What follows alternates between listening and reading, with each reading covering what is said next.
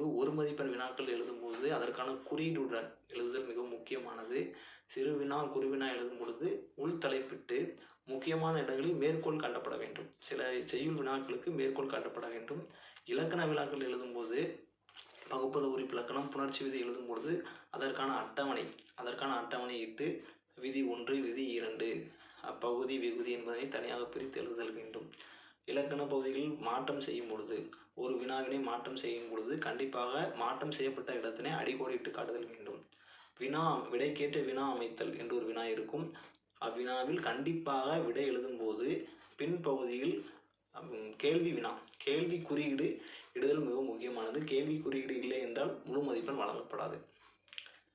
மேலும் நெடுவினா எழுதும் பொழுது கண்டிப்பாக குறிப்பு சட்டகம் இட்டு குறைந்தபட்சம் 4 பக்கங்களுக்கு மிகாமல் 3 அல்லது 4 பக்கங்களுக்கு அதிகமாக மிகாத அளவில் எழுதுதல் வேண்டும்.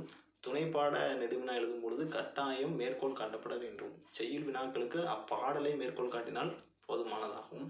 மேலும் விளக்கம் அணி விளக்கம் துறை மற்றும் திணை எழுதும் பொழுது அதற்கான பாடல்களை மேற்கோள் காட்டுதல் என்பது மிகவும் முக்கியமானது. மனப்பாட பகுதியில் பாடல்கள் எழுதி அதற்கான பா வகையை சூட்டுதல் என்பது முக்கியமானது.